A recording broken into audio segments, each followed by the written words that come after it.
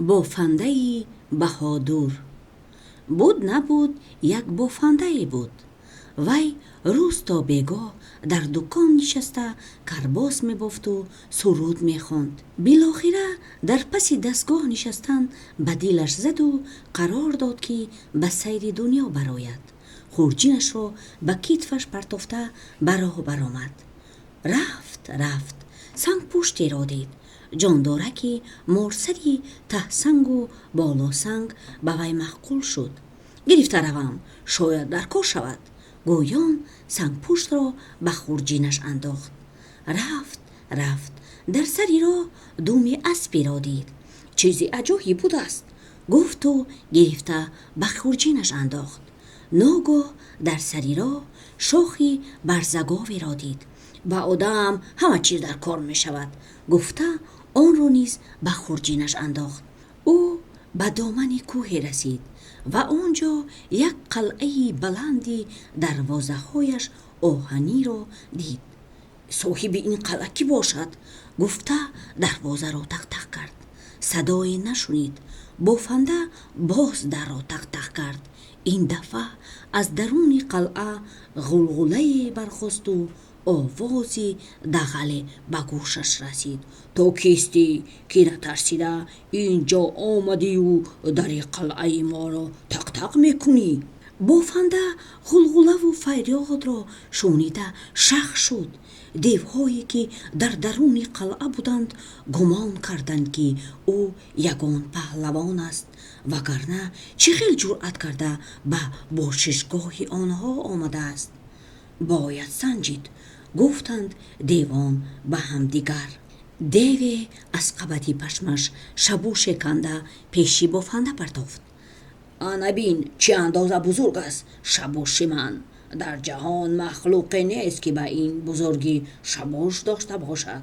اکنون تو هم شبوشکت را پرتا، بینیم که چقدر است آن. بافنده از خورجینش سنگ پشت را برآورده از بالای دیوار به نزد دیوها پرتافت. دیوها شبوش این قدر کلان را دیده به واهمه افتادند. اگر شبوشش این قدر باشد خودش بهایت بزرگ است، گفتند آنها. دیوی دیگر به نزد بافنده یک طور مویلبش را کنده پرتافت که دومی کلموش بر این غفص و دراز بود. بافنده دومی اسب را برآورده به آن سوی دیوار به پیش دیوها هوا داد.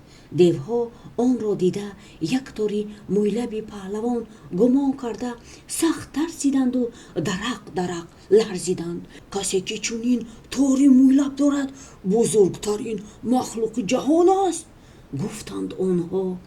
دیوی بزرگی از سرور دیوان بود. با تمام آوازش فریاد برآورده گفت: ای مخلوق خدا، آوازت را برآر، پس معلوم می شود که تو کیستی. بافنده آوازی دهشتناک دیو را شنیده از ترس به زور به پایش راست می ایستاد. بعد از خورجینش شاخ را برآورده او با تمام قوتش پف کرد. از درون شاخ صدای غفص و گوشکر کننده برآورد. دیوها ترسیده به هر طرف گریخته رفتند. بافنده کمی ایستاد و سپس گوش انداخت. قلعه خاموش بود. وی دروازه را تیله داده به درون درآمد. این طرف و آن طرف را کافته در خانه دختری نازنینی را دید. دختر به بافنده نقل کرد که چطور دیوها او را به اینجا دزدیده آوردند. بافنده دختر را گرفته به پیش پدر و مادرش برد و واقعه شده را نقل کرده داد. پدر و مادر دختر اشک شادی ریختند. سر و روی بافنده را بوسیدند. مردم دهه خبری پیدا شدن دختر را شنیده به مبارکبادی آمدند و گفتند: ما همه در هراسیم. جان خرد و کلان در این دهه در خطر است. هر شب یک خیس بزرگی بدهیبتی به دهه آمده هر کاری که خواهد می کند، هر چیز را می شکند و پایمال می سازد کسی دستگیر کردهش را برداشته و زده مجروح کرده پرتافته می رود. شما که دختر را از دست دیوان خلاص کردید، ما را هم از ظلم این خیس نجات می دهید؟ زوری کرده گفتند آنها. بافنده هراسید ولی نتوانست که رد کند. علاج یگانه گریخته رفتن بود، اما به این حال پرتافته رفتن مردم را به شأن خود روا ندانست. او پرسید خرس از کدام طرف می آید؟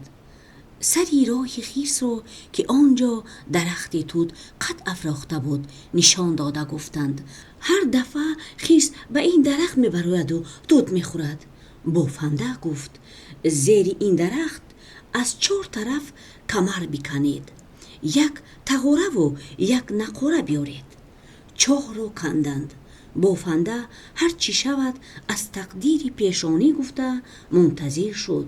نصف شبی آوازی دهشت‌آوری خرس به گوشش رسید و او به درخت برآمد. بافنده تمامی آوازش را سر داده تغوره را کوفته نقاره زد. فریاد او به صدای نقاره و تغوره آمیخته شد و به غلغله دهشت انگیز تبدیل یافت. خرس به دهشت افتاده خود را به زیر انداخت، به شاخ برخورده روی و بدنش خونشار شد و به زمین افتاد. پایهایش ضرب خوردند، لنگان لنگان گریخته رفت و دیگر برنگشت. خرسندی مردم دیه انتها نداشت. آنها گوسفند کشتند و چند دیگ ماندند. مردم رقص و بازی و سرودخوانی می کردند. بافنده با سری بلند و دلی خرم با مردم خیر و خوش کرده سرگذشت خود را دوام داد. انا همین بود افسانه بافنده بهادر. شاد و فیروز باشید.